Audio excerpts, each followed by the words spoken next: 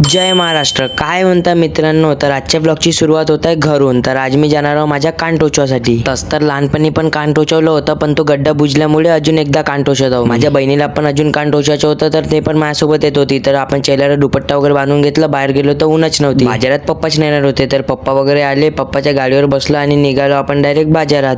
गोल बाजाराचे गल्ल्या मारत मारत पोचलो आपण डायरेक्ट अली ट्रेडर्स मध्ये. मग तिथे बाली वगैरे बघून घेतली कोणती लावायची आहे. तर सगळ्यात आधी मलाच कान टोचवत होते, तर मी टोचवून घेतलं. इतकं काही वाटलं नाही, दुखलं वगैरे काहीच नाही. माझ्या बहिणीने पण कान वगैरे टोचवून घेतलं. मग तिथले पैसे वगैरे दिले आणि दुकानाच्या बाहेर निघालो. तर मित्रांनो, बाली माझ्यावर कशी वाटते कमेंट मध्ये नक्की सांगा. मग सिटी मधून फिरत फिरत डायरेक्ट गेलो आपण घरी पोचल्याबरोबर मला लागली होती भूक. मग भात आणि चवळीची भाजी घेतली आणि तारक मेहता बघत बघत जेवण करत. जेवण झाल्यानंतर माझ्या बहिणीने शेव मुरमुऱ्याचा काहीतरी चिवडा बनवला होता, ते पण खाऊन घेतलं. मग थोड्या वेळ बसलो. मग झोप वगैरे येत होती. झोपलो तर डायरेक्ट संध्याकाळी 6 वाजता उठलो. मग उठल्यानंतर थोडे हातपाय वगैरे धुवून घेतले, कारण आपल्याला जायचं होतं लालपेटला जायसाठी काकाजी घ्यायला येणार होते. काकाजी घ्यायला आले. मग आपण 10-15 मिनिटात पोहोचलो डायरेक्ट लालपेटला. माझी बहीण तर काउंटर चैराश लपवत होती. माझ्या बहिणीने गिटार घेतलं होतं, ते थोडीशी वाजून वगैरे दाखवली. दे म्हटलं, मी वाजवतो म्हटलं, मला वाजवता येते म्हटलं. वाजवून तर बघलो, पण मला जमलं नाही. तरी जाऊ दे, ठीक आहे म्हटलं.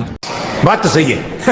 मग रिद्धीला डायरेक्ट गाडीवर बसवलो आणि निघालो सिटी फिरत फिरत घराकडे. घरी पोचल्याबरोबर डायरेक्ट मी तयारी वगैरे करून घेतलो, कारण आपल्याला आज जायचं होतं डीमार्ट मध्ये. मग सगळ्यांची तयारी वगैरे झालीची होती. मग सगळ्याला व्लॉग मध्ये वगैरे घेतलं. मग गाडीवर बसलो, निघालो डायरेक्ट पडोलीकडे. 10-15 मिनिटात पडोलीच्या चौक मध्ये पोहोचलो. थोडा समोर जाताच डीमार्ट मध्ये पण पोहोचून गेलो. गाडी वगैरे लावली, डीमार्टच्या अंदर गेलो. जास्त काही गर्दीच नव्हती आज. डीमार्टच्या अंदर जात नाही तर माझ्या बहिणी चालूच होऊन गेलं, हे घेऊ का ते घेऊ का.